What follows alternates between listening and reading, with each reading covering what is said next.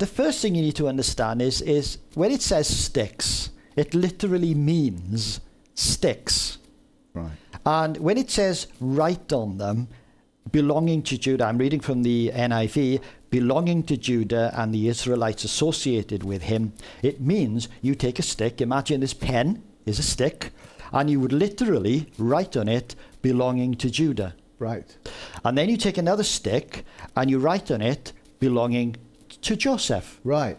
And then the prophet is told, join them together into one stick.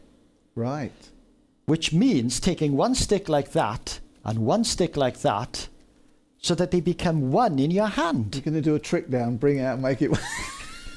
Wouldn't it be good? It would be great if I can't even do that, but God is saying that he can bring together two divided kingdoms. So it's the two parts of Israel that those sticks represent.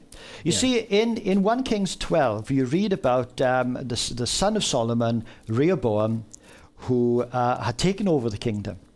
And Judah had sent an emissary to speak to him, a committee, if you like.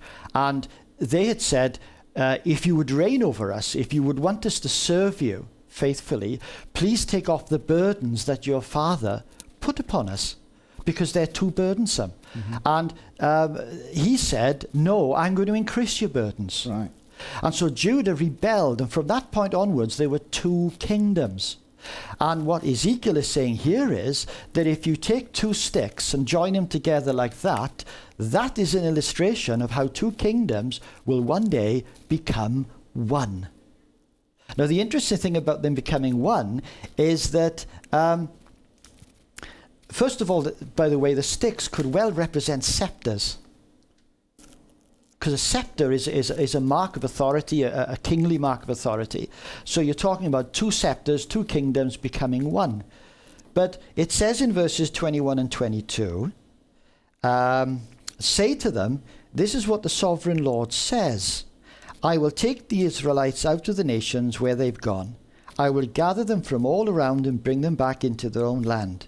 I will make them one nation in the land, on the mountains of Israel. There will be one king over all of them, and they will never again be two nations or to be divided into two kingdoms. It's so clear what he's saying. The prophecy explains itself. That text is so precious to me. When we read Galatians, it jumped off the page at us. And in chapter 3, Paul goes on to say, oh, you foolish Galatians, who has bewitched you? Yeah. And he says, Christ was clearly portrayed before you as crucified.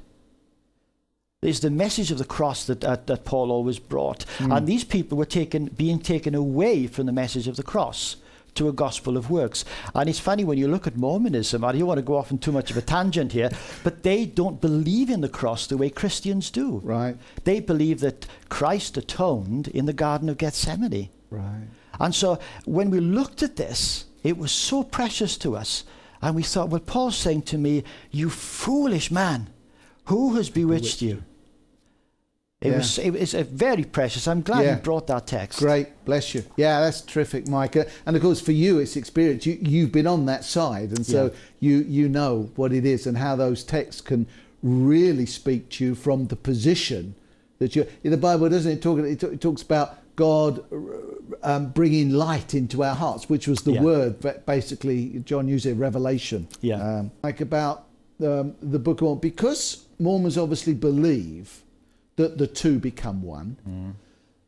They obviously therefore would accept that the Book of Mormon and the Bible agree with each other. And as you said earlier on, they actually call the Book of Mormon another testament of Jesus Christ. Presumably that's referring to the Bible as the first testament, and the Book of Mormon is another one.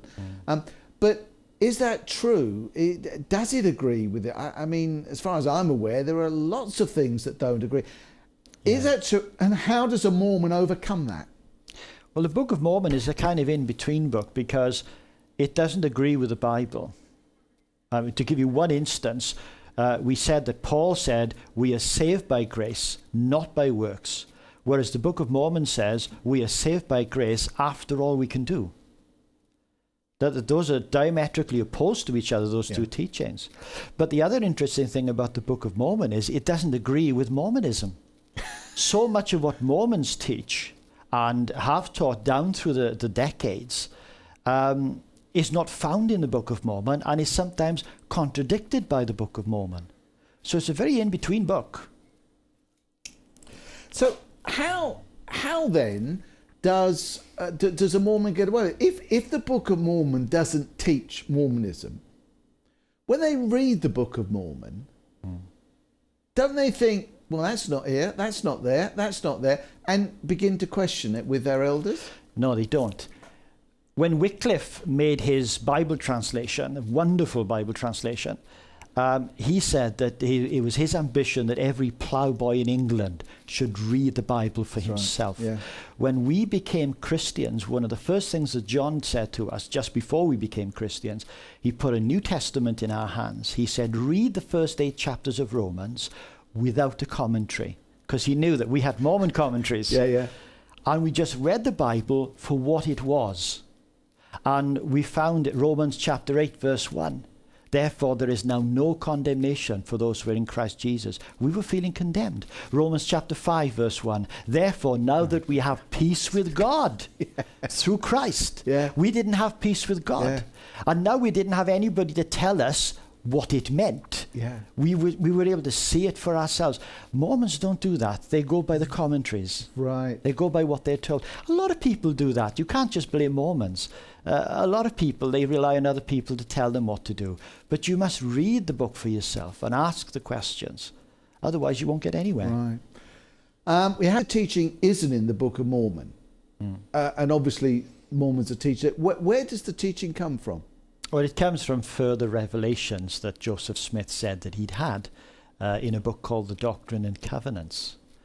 Now, that's interesting in itself because originally Mormonism said that there should be ongoing revelation throughout the church, but there hasn't been any revelation added to the book for nigh on 100 years. Right.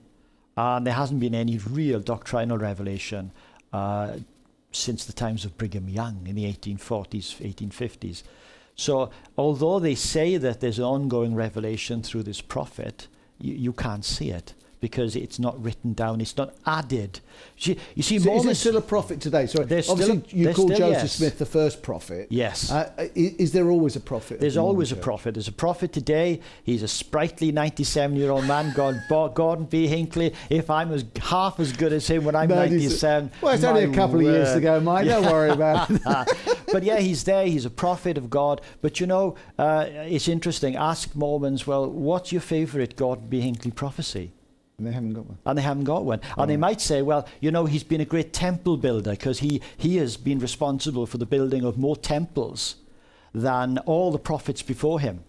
And then you need to say, well, can I see that prophecy?